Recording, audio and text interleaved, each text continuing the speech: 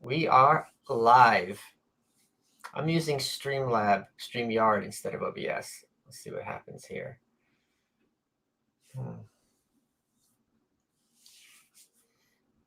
It's very grainy, and I don't understand why.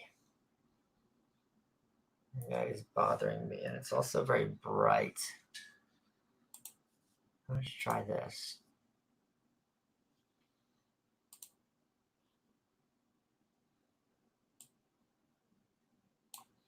Is that better?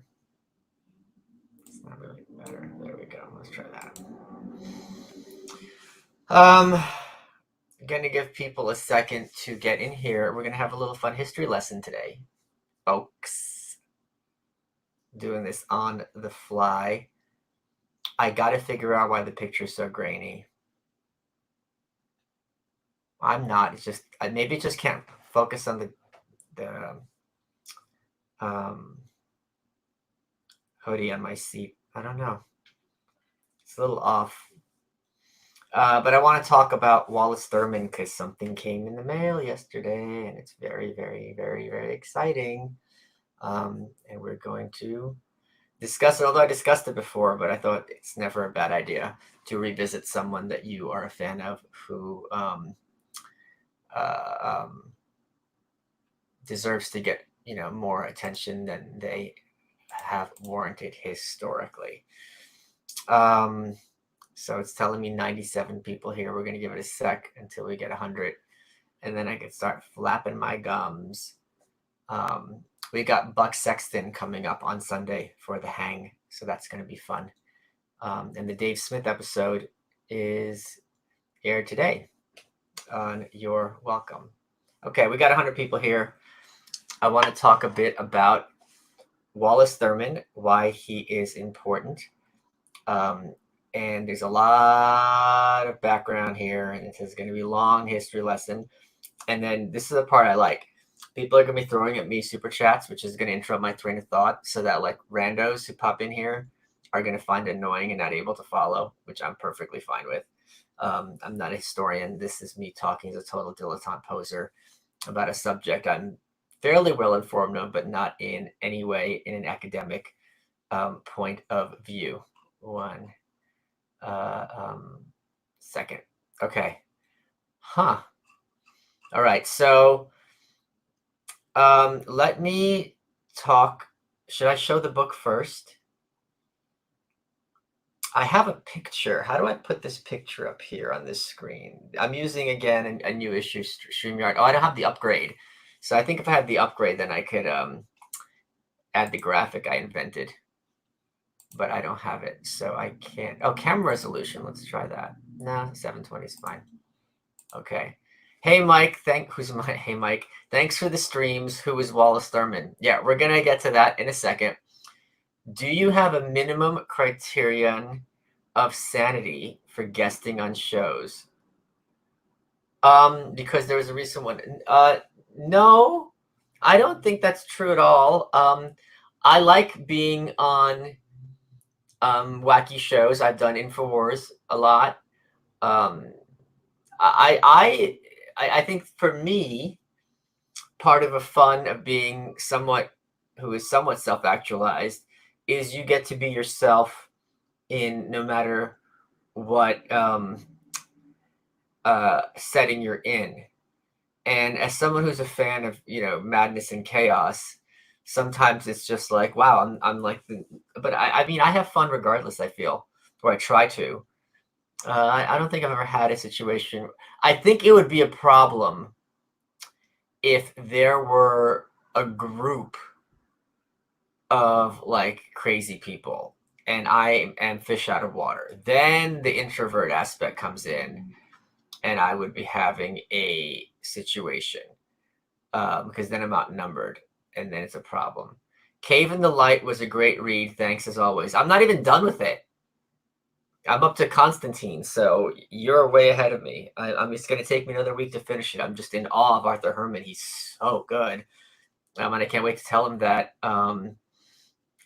when he is on my show again, or maybe he's going to do one of these hangouts. He's up for either of them. Okay, so Let's talk a bit about. Did my tweet go out? I think it did. Um, let's let's talk a bit about who Wallace Thurman is and why he matters and why I have the coolest thing on my desk. I'm looking at it right now, which I'll show you in a second, which was crowdfunded, and it's just something I will treasure until the day that I die.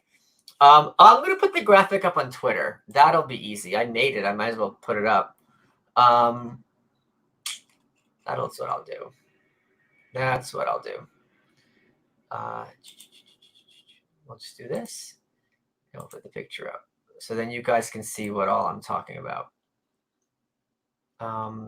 Here it is, Wallace tweet. Okay, so Wallace Thurman. So there's a word I'm not allowed to say, which starts with the letter N and ends with the letter R.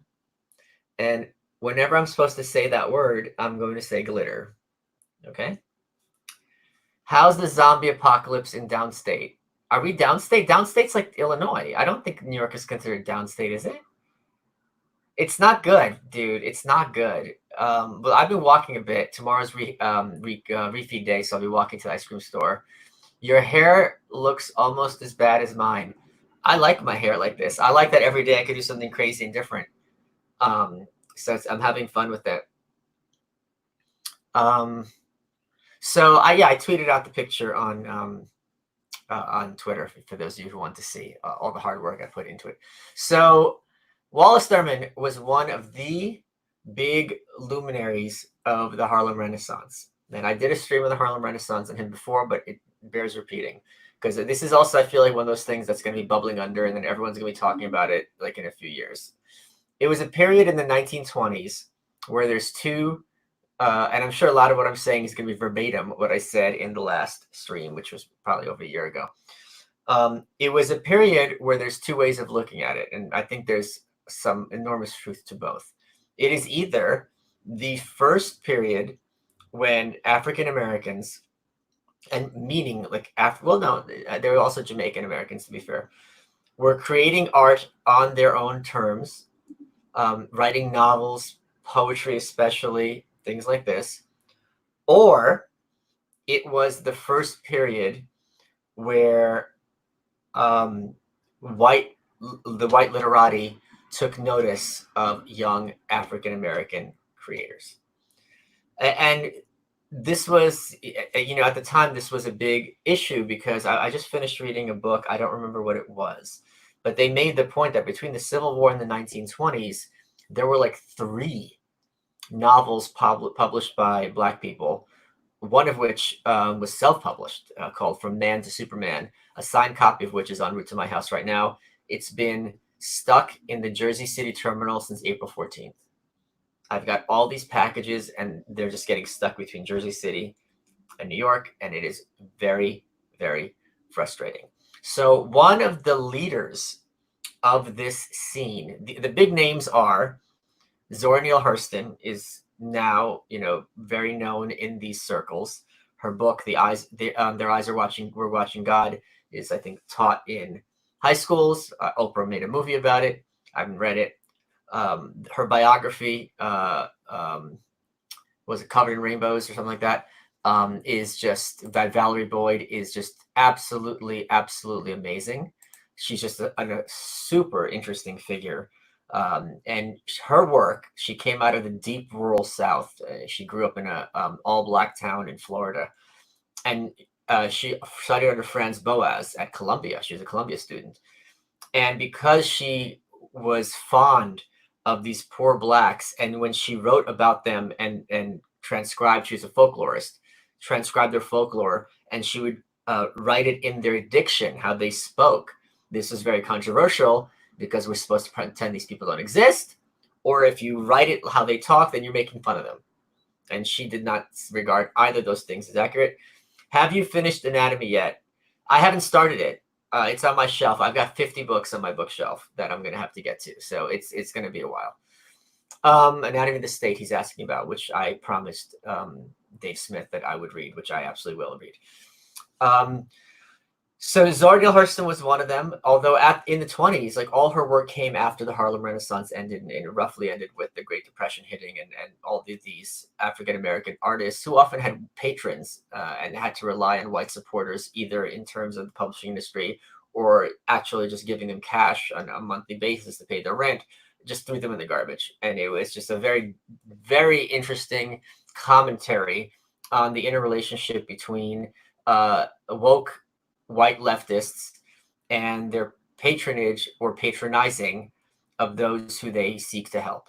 And this is something that, because conservatives are either unwilling or uninterested in examining these fields and basically hand them over, to the left, and think it's bizarre. Like, you're reading a book called Wallace Thurman's book, The Black or the Berry, which is about race within Black communities, how darker skinned Black versus lighter skinned Black.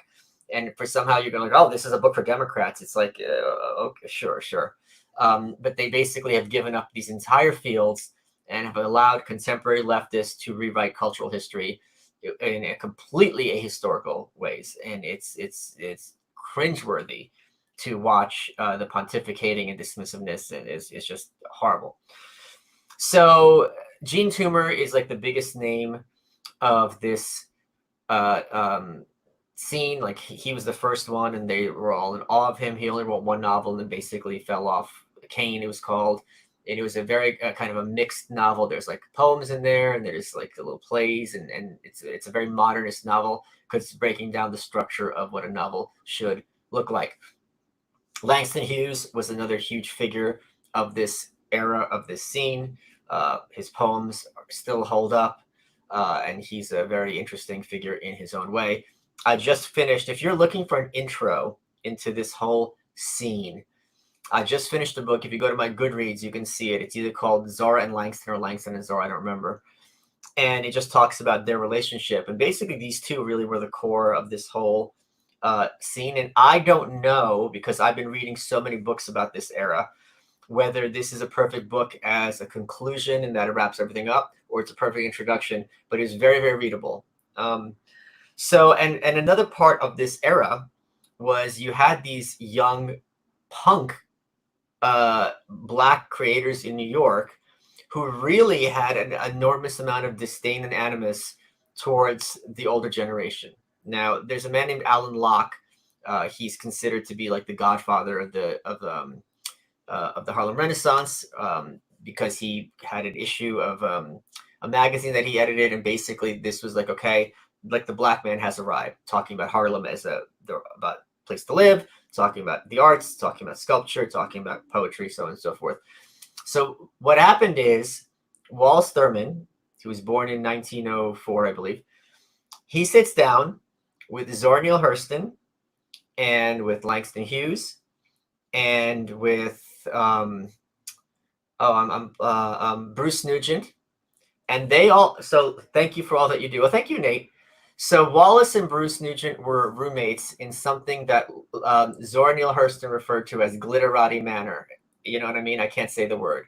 So she was very tongue-in-cheek about her relationship between Blacks and whites. And, she in her own way was often very racist. In her own way, she was often very contemptuous of whites as well. I mean, racist toward Blacks. I mean, there were certain things that she did late in her life where she was just like, these Black people drive me crazy. And in that Glitterati Manor, I almost said it, which the building, its townhouse, has now been destroyed. They sat together and they came up with the idea for a magazine called Fire, Fire. And you can get facsimiles of it. It came out in 1926 or 28. It was really historically very important because you had all the young artists came together and created this magazine.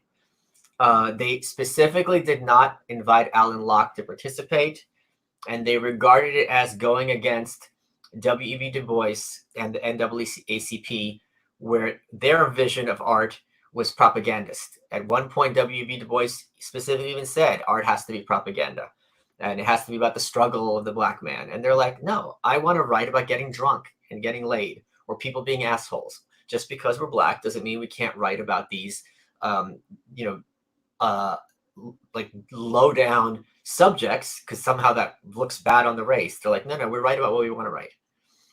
So the issue came out. It cost them a lot of money to make, didn't sell shit.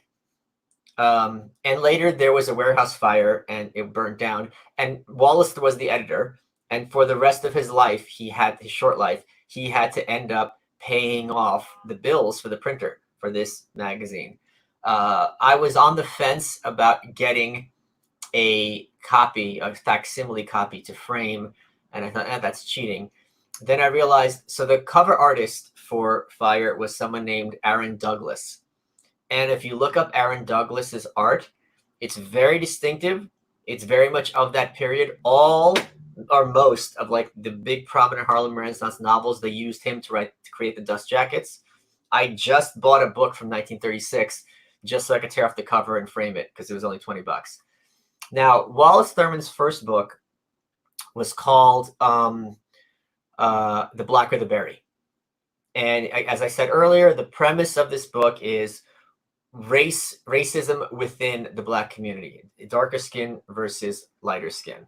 The book, like I've got my eye on so these books, when they came out, they are historically important. They have very much influenced culture and even at the time were important, but they sold shit and they had very small print runs. So right now, if I want I want to get a copy, a hardcover of The Black or the Berry, to get a hardcover from that era, it's $500. Like there's so few of them and they're so prized. The second, and if you want it in dust jacket, it's 10 grand. And of course, the dust jacket is by Aaron Douglas. It's beautiful. I tweeted out the dust jacket. You could see it on the tweet I just sent out. His next book was called Infants of the Spring. And it was a very cynical look at the Harlem Renaissance because Zora's a character and Langston's a character and Wallace is a character. And it's very clear who's who. And it's very clearly a send-up of the scene. And it's very obvious that the dialogue are things that actually happen. He just cut and paste. These books, by the way, aren't like amazingly written, but they're just amazingly... Malice, it's my birthday, and I'm sending you money. That's how cool you are. Keep crushing it, my man. I intend to. Thank you. And that's very nice of you, Tyler. Hope you were having a great birthday, honestly. And I hope you did something to give yourself happiness and pleasure today. You deserve it, probably. I'm sure you do. Be kind to yourself. We need more of that, I think. His second book, Infants of the Spring, which is a send-up of the Harlem Renaissance, I've seen one picture of the dust jacket. And it's on sale in A Books, but it's $6,500 for this book in the dust jacket. And I've never seen a hardcover without the dust jacket for sale. There's one hardcover for sale on the entire internet. Okay. The third book he did was called The Intern. And it was co-authored with someone named A.L. Furman. It's just a shitty medical drama. It takes place in a hospital in New York. Ironically, the hospital that Thurman would end up dying of tuberculosis in not that long after publication. I wasn't going to get a copy. It was $95 was the only copy available. The other two are in print, so you can find them very easily. The Intern is long gone out of print. Dear Reader chipped in $50, so I got it. Then I saw someone had a copy of The Intern signed by Thurman for sale on eBay. And I'm like, this is the kind of shit. He died at age 32 in 1934. I'm like, this is the kind of shit that you don't find every day. Because when they die young, they're not leaving around stacks. And in fact, there is a copy of one of his books signed. If you go to abebooks.com, I'll look right now.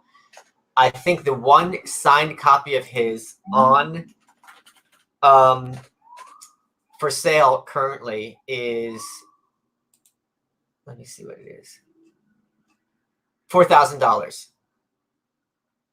It's $4,000 for a signed copy of one of his books, and not only is it signed, the cover's even detached, so it's just in shit condition. Shit. $4,000. That's the asking price. To be fair, no one's paying for it. Let me talk to Zach. Continuing the Rothbard trend, Egalitarianism or Revolt Against Nature is a great collection. Some of those articles really showcase his troll side, and Anatomy of the State is in it. Okay, that's not a bad suggestion, but it'll have to wait for some months. They got Joey Salads. I'm aware. I'm gonna have to talk about this in I'll talk about that on Night Shift tomorrow. And I thought to myself, okay, this is going to be a lot of money for this book. It's a lot of money. But if I just save up enough through Spite funding, at some point I'll have it, and this will be on this should be in a museum.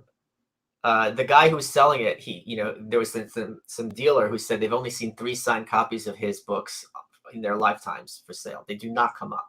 Number one. Number two is like Zora Neale Hurston, signed books by hers are $5,000. I mean, they're just off the charts.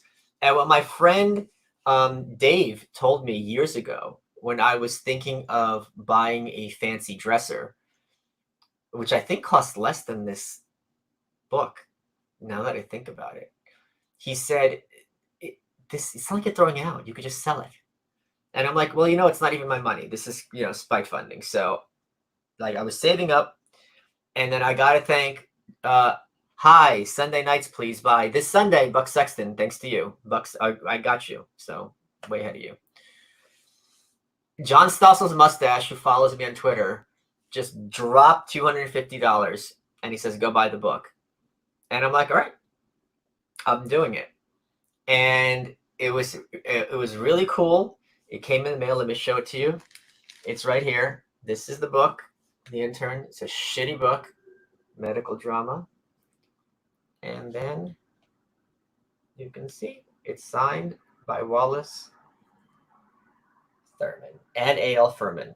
And if you look, there was another book signed by both of them online that I don't have the price that says sold, but the signatures are the same. And this, I mean, it means so much to me to have this, because there's so many boxes he checks off. Like if you look at his quotes, like he hates ordinary people, and he was friends with Mencken, and he was in that whole circle. And thanks for doing these. It's really helping us during this crazy time. Yeah, it's helping me too. And I got to tell you, I said this before, and I'll say it again. I wasn't talking to a friend of mine. I was having an imaginary conversation with him. You know how you have some buddies, how what they would say and whatever. And part of me was like, it's my role to keep some of these forgotten figures from the dustbin of history. And the other part's like, get over yourself. And then it's like, well, no one else is doing it. So yeah, it's not a testament to me. It's just a testament to how, they've gone unnecessarily obscure. So, him dying so young, and him being, such a, I use this term on with Dave's show. He actually is a contrarian. Like him, in Infants of the Spring, talking about, we act like we're great writers, but other than Gene Toomer, we're all posers. It's like, dude, you're a fine writer. Langston is a great writer. Zora is a good writer. Like it's not all propaganda and like, oh my God, we found Black people to champion. That element was part of the Harlem Renaissance, to be sure. But these people not only genuinely had talent, indisputable talent, but they also were doing something new and doing something innovative. And they, when they were saying like, I don't want to speak for my race, they were speaking for their race in the sense of saying, hey, you know what? I can write a book and you won't even know a Black person wrote it. I can write a shitty hospital drama. It doesn't matter. It's just as shitty as that white guy's hospital drama. So even from that aspect, and some of Langston Hughes' poems, the play A Raising the Sun takes its quote from a Langston Hughes poem, are just excellent. And I'm not a poetry person at all. You should open a small-scale museum called Public Hangings, where you hang books, paintings, etc. Could be crowdfunded over time by your readers. Fits the one-on-one combos hanging with malice. I think my Insta is a bit of a museum where people come to see them. I just posted all my jeans, and I think I'm going to be posting more of these collectibles. And certainly on Locals, I've been posting a lot of this stuff. If you go to my Locals right now, you can see that I have my stacks of cereal. I've got 40 boxes of cereal. I'm going to eat them all. I'm getting every kind of cereal, and I'm going to eat through them. So, I mean, dying young, I hate it when people who are enormously talented and have something innovative and original to say, uh, A, are forgotten, B, aren't appreciating their time, and B, just die destitute with nothing to show for it. Like, I hate that shit. Like, I hate it. I hate it. I hate it. But I really like him. And I like what he represents. And what he represents to me is like, he represents what like Che Guevara is supposed to represent, like the spirit of youth and rebellion. And, you know, again, that punk attitude of saying up yours to people who came before. And a lot of it is warranted. And a lot of it's like, okay, kid, just calm down. You don't have to burn down everything. So to have like his signature, like a piece of him, you know, on my shelf, and to have it be kind of spike funded is really, really cool. The book is not that good, but they're both quick reads. The other two, Black of the Berry and Infants of the Spring. Um, I think it's kind of interesting that the one copy of the Black of the Berry probably sells for more than he made for the entire book, you know, 100 years ago almost now, 99, 98 years ago. So, or 90, whatever years ago, 92 years ago. So there's a little bit of bitter irony in that. I just also recently read a book about Zora Neale Hurston's final years. I think it was called The Final Years of Zora Neale Hurston. And she was, you know, a maid and she was destitute. Langston Hughes, you know, did okay for himself, but these people were never wealthy. And one thing I really resent about like contemporary leftists is they try to champion, you know, these people, blah blah. It's like, where were you when it mattered? You know what I mean? Where were you, you know, when Wallace Thurman's dying, destitute in, you know, was it Roosevelt Island Hospital? I think it was. It's just, or Candy Darling, or any of these Randolph Bourne, any of these other people. It's, you know, it's so easy for people nowadays on Twitter to be like, oh yeah, I definitely would have fought in the Union Army. Really? Definitely? Really? Come on. So it's just great. Oh, but this is the other thing. This is the other thing. So as said in other context, there's some kind of logjam between the Jersey City mailing uh, distribution center and the rest of New York, rather, and packages get stuck there. I've had a package waiting there since April 14th. Wallace Thurman, you could say, has 2.5 books: Black of the Berry, Infants of the Spring, The Romantic Clay, Intern, which he co-authored. It's 2.5. It's really 2 3/4 books, because he also wrote this. This is from 1928 in perfect condition, and it's called Negro Life in New York's Harlem. And I haven't read it, and it's very short, and I thought we could read it a little bit together. So this is what life in Harlem was like 92 years ago, from the words of one of the leading lights of the Harlem Renaissance, and a great cynic, very you know, snarky in a good way, and also, you know, someone who'd be dead within a few years. The camera keeps doing all these things. It's very weird. Um, this is 1928. This is right before the Great Depression is going to hit. Okay, let's read this.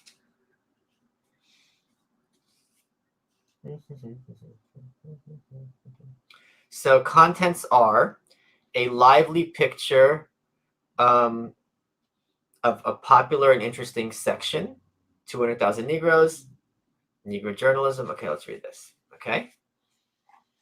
Oh, there's the N word. Yep, front and center.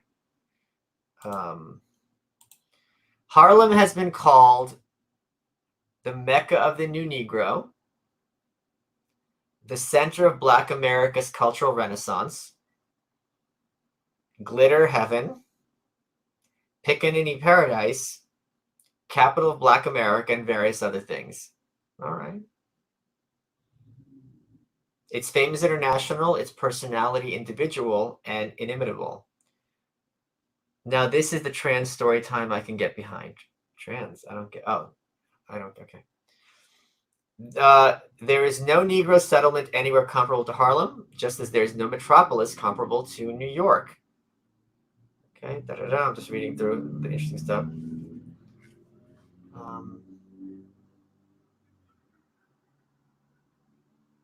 7th Avenue, Black Broadway, Harlem's main street, a place to promenade, a place to loiter, An avenue spacious and sleek with wide pavement. You can go, by the way, you can go on Google Street View right now and look at where he's talking about. The streets are going to be the same. A place to loiter, an avenue spacious and sleek with wide pavement, modern, well-kept buildings, theaters, drugstores, and other businesses. 7th Avenue, down which no Negro dared walk 20 years ago unless he was prepared to fight belligerent Irishmen. Not making this up. This is verbatim. 7th Avenue, teeming with life and ablaze with color, the most interesting and important street in one of the most interesting and important city sections of greater New York. Negro Harlem is best represented by 7th Avenue. It is not like 5th Avenue, filthy and stark, nor like Lenox, squalid and dirty. Da-da-da-dun. There's a stream of dark people going to churches, theaters, restaurants, billiard halls, business offices, food markets, barbershops, and apartment houses. Okay. He talks about the churches. And a lot of this is going to sound pretty contemporary. Thanks, Lonnie. Thank you very much.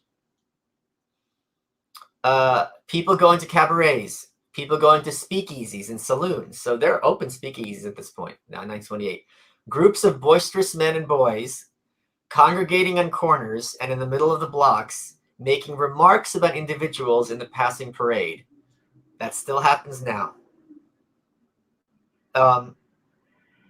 A Hindu faker here, a loud voice socialist there, a medicine doctor ballyhooing, a corn doctor, a blind musician, serious people, gay people, philanderers, and preachers. 7th Avenue is filled with deep, rhythmic laughter. It is a civilized lane with primitive traits. Oh, this really gets funny. 8th Avenue supports the elevated lines. That's the blue line. We still have that, the AC. It is noticeably Negroid, only from 135th Street to 145th Street. It is packed with dingy, cheap shops owned by Jews. Okay. Da-da-da-da.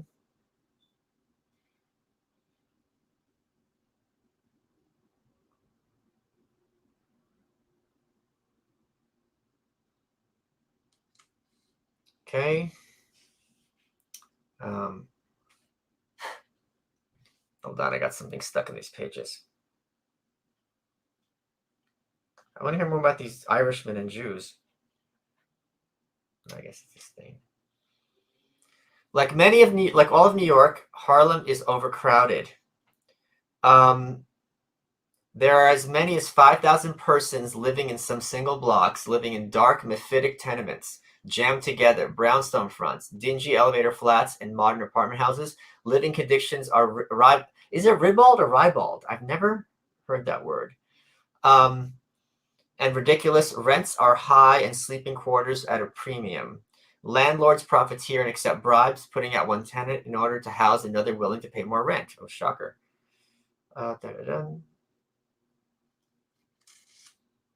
Okay, this is what the living conditions were like.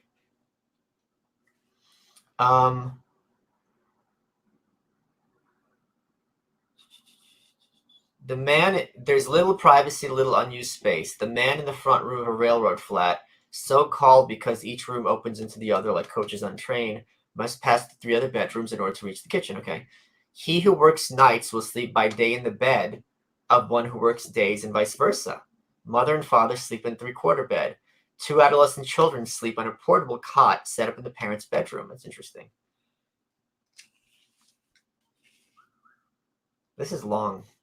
This is 60 pages. I'm not gonna do this. You can find it online. But yeah, I just wanted to talk a bit about Wallace Thurman and show off that book, which I'm so thankful and so excited to have.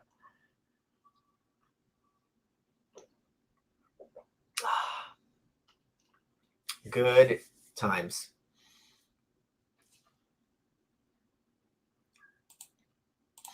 What is this? Martin Scorsese's sequel to Gangs of New York called Gangs of Northern Manhattan? I don't get it. What do you mean? Because the Irishman? I don't get it.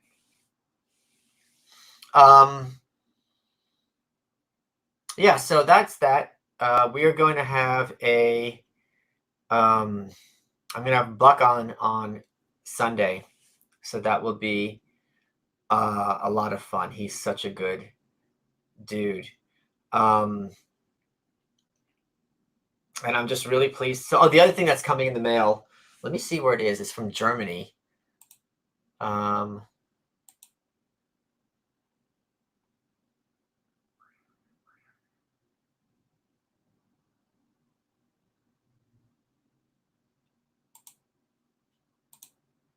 let me see where it is. Hold on a second.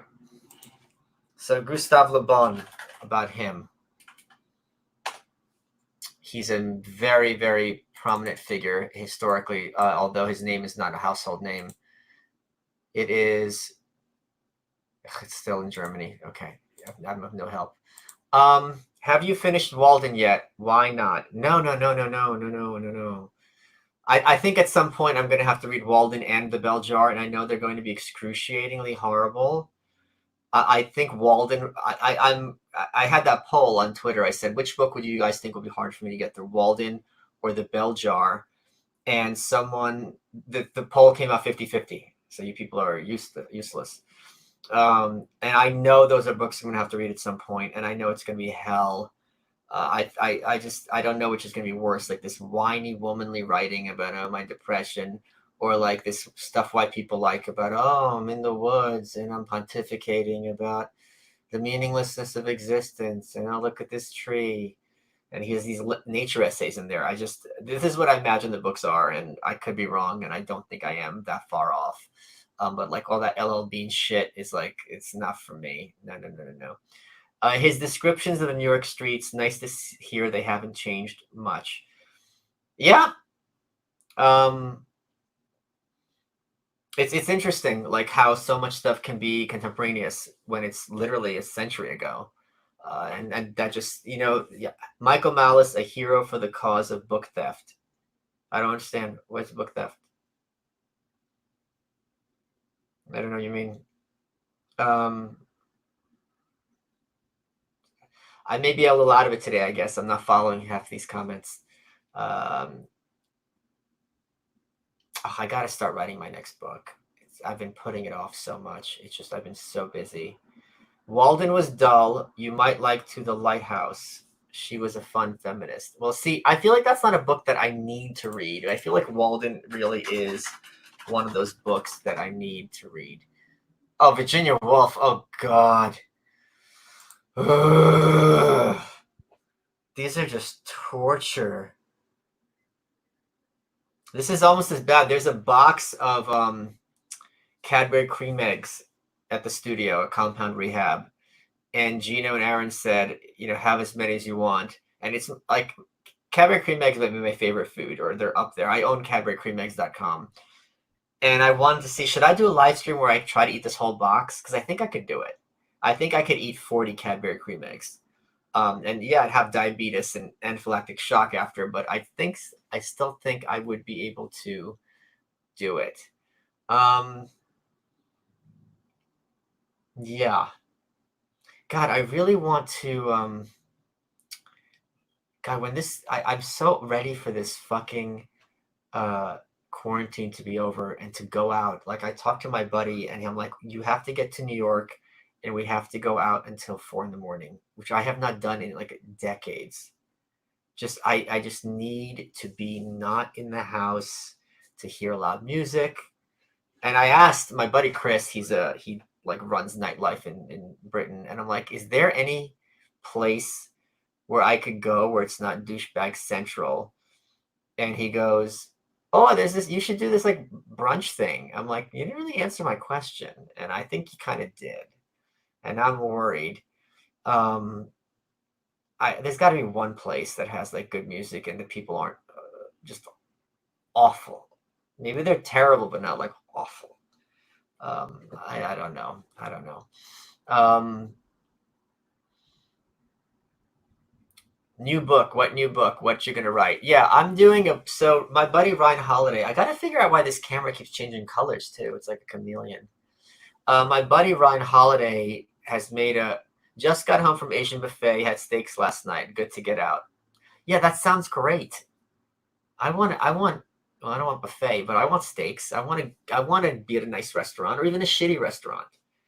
Feel any kind of way about Camille Paglia. Oh my God, she is my idol. I don't think anyone has influenced me more. I adore that woman, like just beyond. Would you cut your hair live if this continues? I did cut my hair live last week on the show. I can eat 50 eggs. Okay. Cadbury? That's a lot of food. How many? Let's see how much that would weigh. Um, I mean, let's just turn sort of volume, how much that would weigh. 1 ounce. It's 1.2 ounces. So 1.2 times 48 is 57 ounces, or 50. Let's round it up. So 58 ounces to pounds is, it's 3.5 pounds of Cadbury cream eggs. I think I could do it. Should we do it? Should I do a live stream? Would I have to make myself throw up? How many calories is that going to be? So one Cadbury cream egg has 150 calories. So 48 times 150, it's 7,000 calories. That's not that much in terms of like, that's like a blooming onion. I mean, that's a lot of calories, but not as much as you'd think from eating literally a case of chocolate. Do you talk to randoms when you go out? I'm very, very introverted, but and also you have to appreciate normies don't know how to talk to me, and I'm not interested in talking to them, and it gets weird really fast. But I'm at the point in my career where if I go to an event, the odds are fairly high someone is going to know me, just one person, and then I'm set. 50 eggs line is from Cool Hand Luke. Oh, okay. Huh. I wonder what happened if I did that. Now I really kind of want to. It's like eating. I gotta eat. I gotta read Walden and eat the whole thing of Cadbury cream eggs. Should I do it? Let me ask. Let me ask Gino. Let's do it for Gum Friday. Won't that be fun if I eat all the eggs? I think that would be fun. No. What would happen if I eat all that sugar? Like, is that seriously going to cause me to like to have some kind of like physical issue? Walden plus 50 Cadbury eggs live stream. So fun. Let me see. What happens if I eat too much sugar?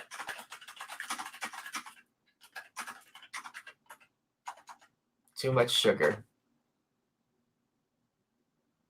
Weight gain. Oh, they just mean, they don't mean in one sitting. They just mean over time. Fuck. Because there's not like 50 there. There's probably like, okay, so there's probably like 40 left.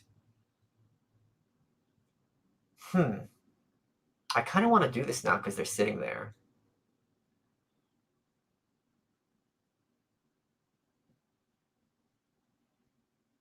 Oh God, this would be so tough. But at the same time, I have eaten like half a gallon of pink bubblegum ice cream when sitting.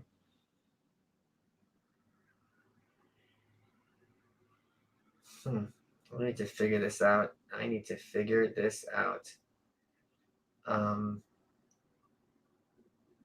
Maybe I'll put something in my locals about how to do this best. I would have look if I did the Arduous March and I could do like 48 drinks, even though it's a quarter shot. I should be able to do this. I feel like it's gonna dry me out. Like it's gonna dry out my mouth a lot because all that chocolate is very oily. Michael Malice, disappointing lower third. Yeah, well, I don't write them.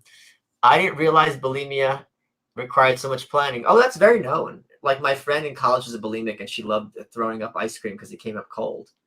You have to have a strategy for your binges. Charlie and the Chocolate Factory while eating eggs. God, yeah. Oh my God, that's a good idea. My birthday is next week, but I do this for me. Thank you for bringing so much original thought, entertainment, and fun times into my life. Keep on doing you. Don't die from diabetes. Well, I think if I eat them, I get the diabetes. Are you still on good terms with Stefan Molyneux? Hope to see him on You're Welcome. What has happened with him? I feel like he's gotten more controversial, And I'm always worried to have controversial guests on the show. Plus, he's not in New York. I know Dave Smith is much more receptive to having the controversial guest than I am. But we have different approaches. There's just so much cost to that. Ooh. Should I do it? Should I do the of course you guys are going to say for me to do it because you're not doing anything. It's going to be easy for you.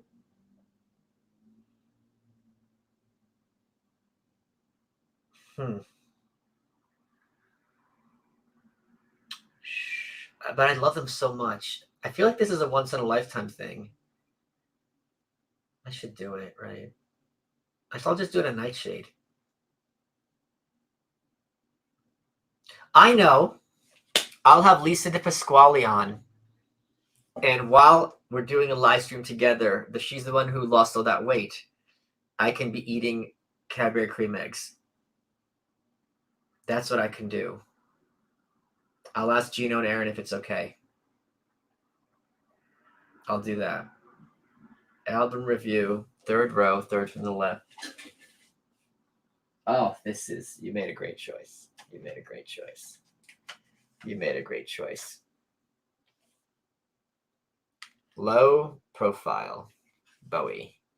The first of the Berlin trilogies, this reinvented music. It is amazing.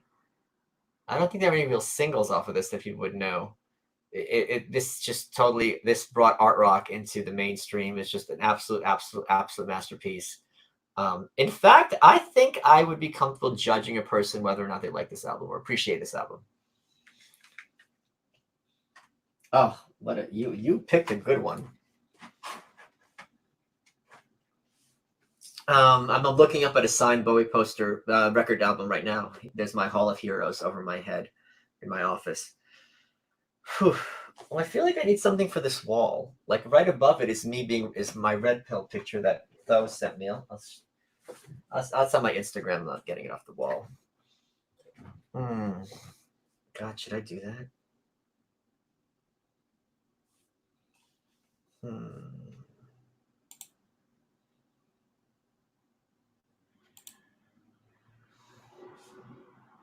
Interesting. I don't know. Oh, good. Okay. I think I'll have to figure it out with Aaron and Gino how to do it. Okay. Oh, this has been 50 minutes already. I hope this. I gotta do it. Do you care about coal versus nuclear energy? No. I'll have Alex Epstein on the show when the quarantine's lifted, and he's in New York. That's already been discussed. This camera keeps I think it's autofocusing or something. Any new childhood toys? Yes, I have en route to my house a couple of Fabuland sets and a I'll show you. This is my autism speaking. Don't eat that many cream eggs. You'll get sick and end up hating them forever. Oh, David. That's true. I can't do it. It's like the first time you get drunk and it's my favorite food. You're right. I can't do it. Thank you, Charlie. This is what's coming in the mail. This is how mentally ill I am. Maybe I should just tell the camera to stop autofocusing. Would that change it? Because this flickering thing is making me not happy. Let me go. Here, hold on. Home, advanced, autofocus. Done. Okay. Maybe that'll change it. We'll see. So when I was a kid, I had this puzzle. Okay. And I bet you some of you have this puzzle. And then as an adult, maybe you had it as well. So this is a puzzle map of the United States, right?